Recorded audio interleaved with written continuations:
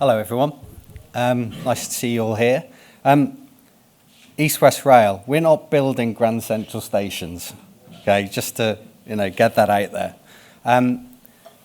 But East West Rail, firstly I'm Martin Phillips, I'm Head of Customer Strategy at East West Rail. I've been with the company almost 4 years now. It's an absolutely fabulous programme, really exciting project.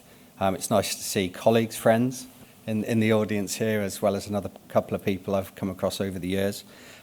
So East West Rail, imagine, right, you're living in, I don't know, Birmingham, you're living in London. You work in biotech, you work in maybe Cambridge, and you're considering taking a job in Cambridge, but you can't find a house. You can't find somewhere to live near Cambridge. Property prices are too high. Connectivity across the Oxford to Cambridge arc region is really, really poor. So because housing isn't available, because connectivity isn't there, you don't take that job. And you take that job somewhere else. You take a job in America, because the Oxford to Cambridge region is working on a global basis. You know, the biotech that is in that area is global. You look at AstraZeneca and the likes, the vaccine example of Oxford and AstraZeneca. So connectivity is fundamental to help unlock economic growth. And connectivity is something really important that people make choices on, because it drives the availability of housing in an area. And in the Oxford to Cambridge region, that opportunity is depressed by the lack of connectivity. The opportunity is tens of billions of pounds per annum in that area. I think in some of the figures out there are like £98 billion per year. That's the opportunity for economic growth across that region. So the East West Rail programme is about economic growth. It's about providing connectivity to drive economic growth. And there's really good examples in the UK of where connectivity has created that economic growth. So Docklands was used as the Docklands connectivity was used as a good example earlier in one of the previous talks. We've got the Queen Elizabeth line that's recently opened, where people are actively moving to nodes along that connectivity. Borders Railway in Scotland has been a huge success in driving housing growth and economic growth in localities. So at East West Rail, we're building a whole system, and that includes stations. So we're considering the infrastructure, the rolling stock, and the stations. And we're going to talk a little bit more about stations today. But it's nice to see some of the things we've seen today, especially from Rosie, about the end-to-end journey. That's the basis we're considering it, door-to-door, the digital piece, the infrastructure piece, but really importantly, stations. So stations are part of a system that drive economic growth. But once you've got the station there, actually, what is it to the location? What's its context within the environment? And a couple of years ago, we started asking ourselves this question, what is a station's purpose? Is it there to just act as access into transport, or has it got a wider sense of place and purpose? And actually, once a station is in place, it actually contributes itself. It can contribute social value. It can contribute to sustainability by removing traffic from local roads, and it can drive local business benefits. So the East West Rail stations, we're considering on all those bases. So we ask CBRE to consider what a station's purpose is within its local environment. Because until you've really thought about its purpose, you can't start to design it. You can't think about what facilities are in it. You can't think about what kind of interchange to provide at that station. You've got to think really about what its purpose is. And we also asked CBRE to look around how stations can evolve. Because as Rosie said, you've got this thing, things are built, and then 10, 15, 20, 30, 40, 50 years later, trends have changed, policies have changed, customer needs have changed. And therefore, you're stuck with something that doesn't really suit the location or the context. So that was the piece of work we asked CBRE to help us with. It's one of quite a few pieces of work we've been considering over the last few years on stations and our whole system. But I'll hand you over to Madhu to talk about how you did that. And I'm going to sit down. Thanks, Martin. I think you forgot your nice slides up there. But so I think this ties in well with kind of what Rosie said about the evolution of a station and the station within its kind of context. For this kind of CBRE, I guess why we were utilized is because we have look at kind of a wealth of data, and then myself, who sits in the strategic advisory team, we could looking at a station from a strategic perspective to maximize that economic, social, and environmental value. For this, we used 3 teams. So we used our consumer analytics team, who have proprietary technology that can look at kind of key stations, key journeys that people take using this data. So top left, you can see kind of quite common commuter links and commuter journeys. You can see how often a station is utilized with the bottom kind of left peak kind of station journeys. And again, that kind of fits in well with what you were saying, Rosie, about trying to kind of mix why people use stations at different times of the day. And then lastly, on the right-hand side, you can see we have access to consumer demographics using mobile GPS data. So people in the room should be a bit scared. We've got your data. So it was kind of looking at the demographics, not just of the station, but also the wider area within which it sits. And again, it's kind of linking, the key theme of today here, seeing the station as a place within a wider context of the community and the city.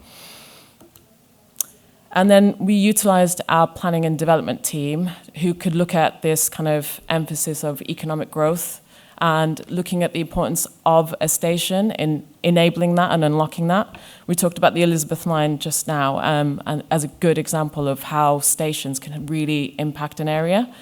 So our planning team looked at everything from the station, its kind of economic housing potential, and also the development typologies, everything from like a new settlement or a transformational type of growth.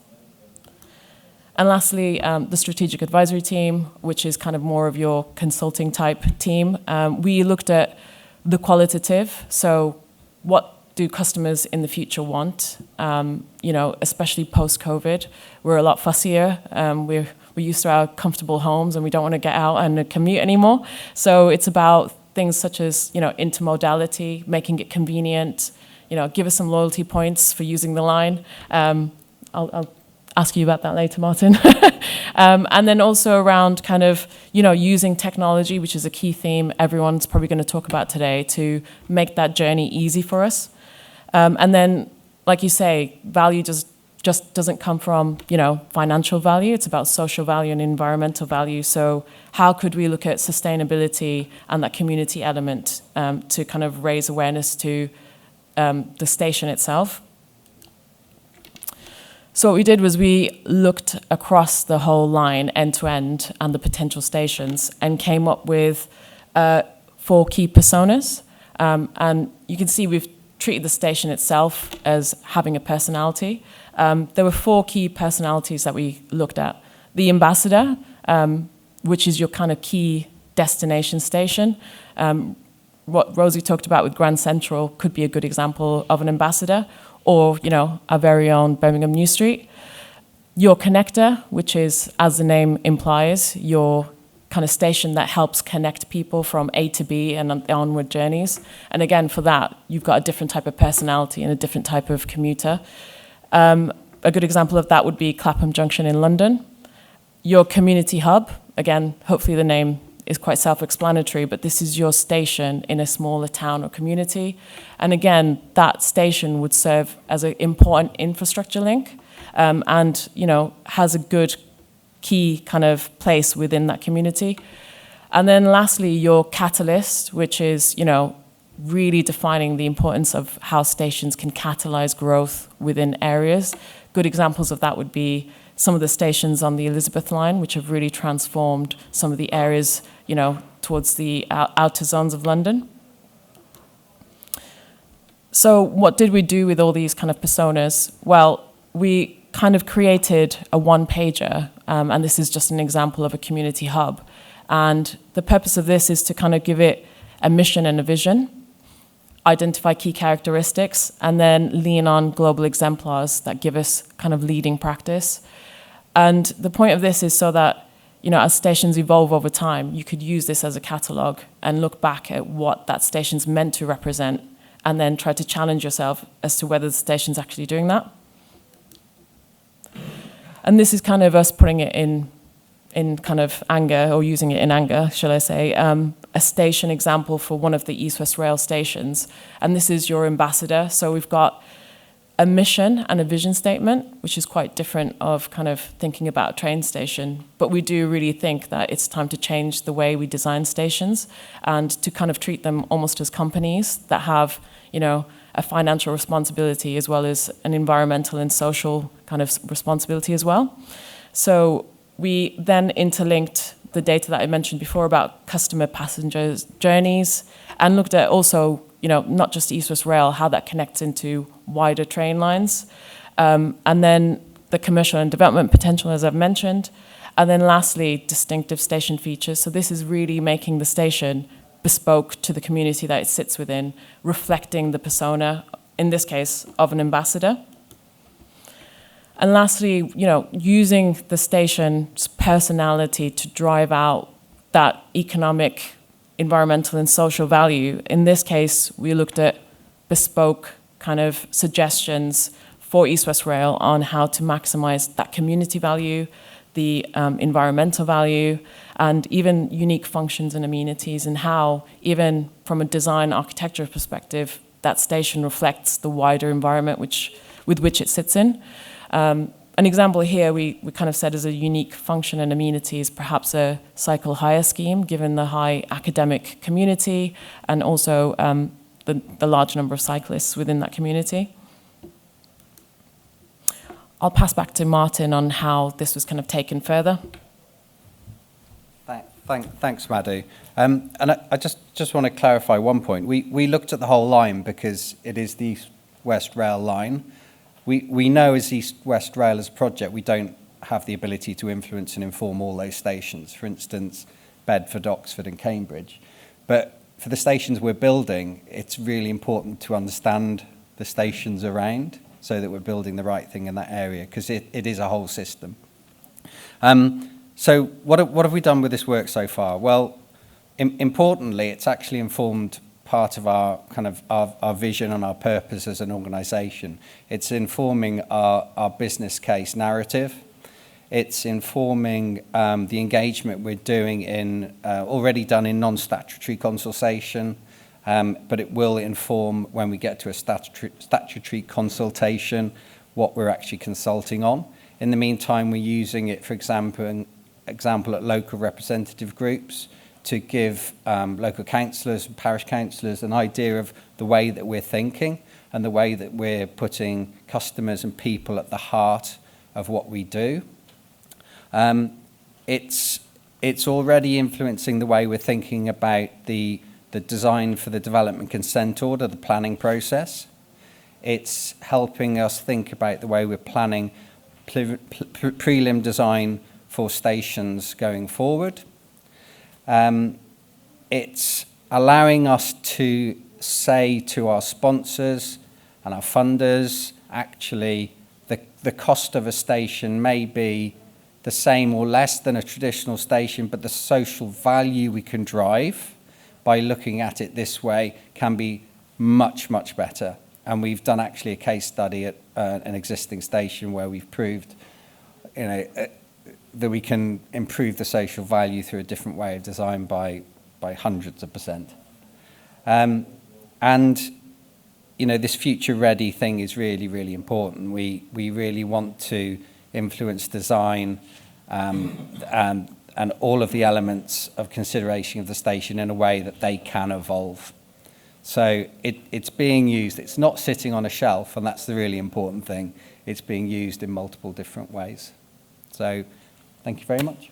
Thank you.